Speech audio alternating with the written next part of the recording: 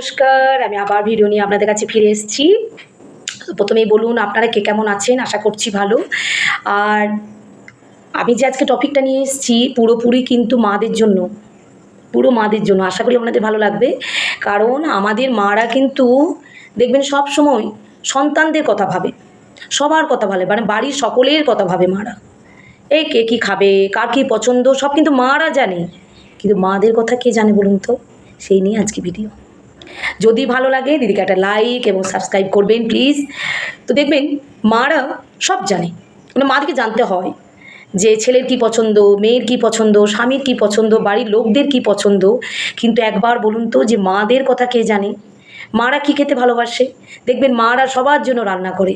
আজকে ছেলের এই পছন্দের রান্না করি, কাল মেয়ে আসবে, মেয়ের জন্য আলাদা করে কী রান্না করব, মেয়ে খেতে ভালোবাসে, মেয়ের জন্য আলাদা মেনু করব, মেনু একটা অন্য একটা রেসিপি বানাবো যাতে মেয়ে খেতে ভালো, যেটা মেয়ে ভালোবাসে ছোটোর থেকে।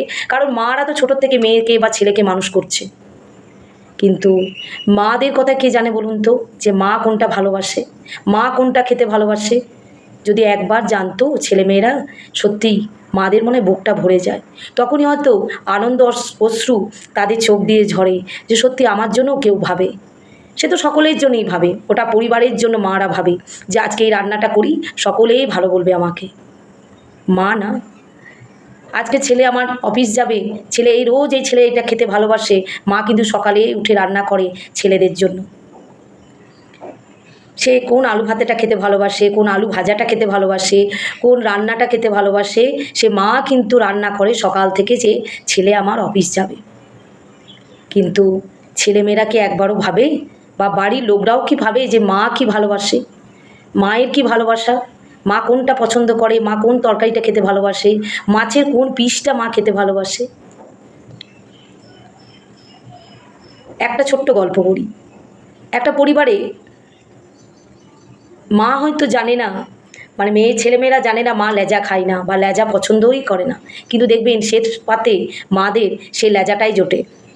সবাইকে দিয়ে আছে রে, যখনই মাকে কেউ জিজ্ঞাসা করলো মা তোমার জন্য আছে তো, তুলে রেখেছো তো, আছে তো, হ্যাঁ রে, তখনই ডিশটা ঢাকা দিয়ে দেয়, যাতে কেউ না দেখতে পারে যে লেজাটা লাস্টে পড়ে আছে।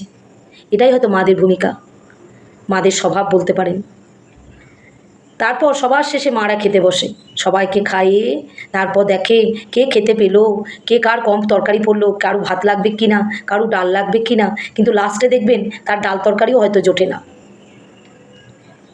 তো একটা গল্প আপনাদের বলি।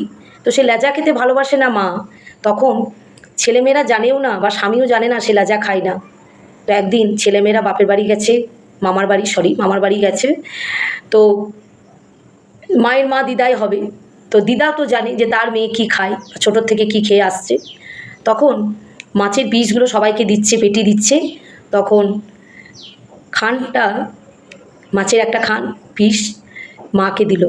তখন ছেলেগুলো বলছে কি মা তুমি তো লেজা খাও, তুমি কি খান খাও, তুমি কি পিস খাও? তখন দিদা বলছে কেন রে, মা তো কোনো দিনই লেজা খেত না, মা তো চিরকালই খানই খেত, মা আবার কবে থেকে লেজা খায়, মা তো লেজা খেতেই পারে না, কাঁটা লেগে যায় বলে। তখন ছেলেমেয়েরা বুঝলো যে সত্যিই মা তো কোনো দিনই লেজা খায় না ছোটোর থেকে, কিন্তু আমাদের বাড়িতে মা লেজা খায়। সবাইকে খাইয়ে তারপর সে লেজাটা খায়, মাছের যে লাস্ট অংশটা। তো এটাই হয়তো মাদের ভূমিকা বা মাদের বাস্তব বলতে পারেন, বা মাদের স্বভাব বলতে পারেন। একটা মা সব জানে যে কার কী প্রয়োজন, কিন্তু মায়ের কী প্রয়োজন, মা কী চায়, ছেলেমেয়েরা কিন্তু বা বাড়ির লোকরা কোনো দিনই গুণাক্ষরেও জানতে চায় না। এটাই হয়তো মাদের নিখণ বলতে পারেন বা ভাগ্য বলতে পারেন। তো আজকে যাই হোক, মা জাতিদের আমি সম্মান জানাই, সবার মাদের, সকল মাদের আমি ভালোবাসা জানিয়ে এই ভিডিওটা আজকে শেষ করলাম। যদি ভালো লাগে একটা লাইক এবং কমেন্ট জানাবেন।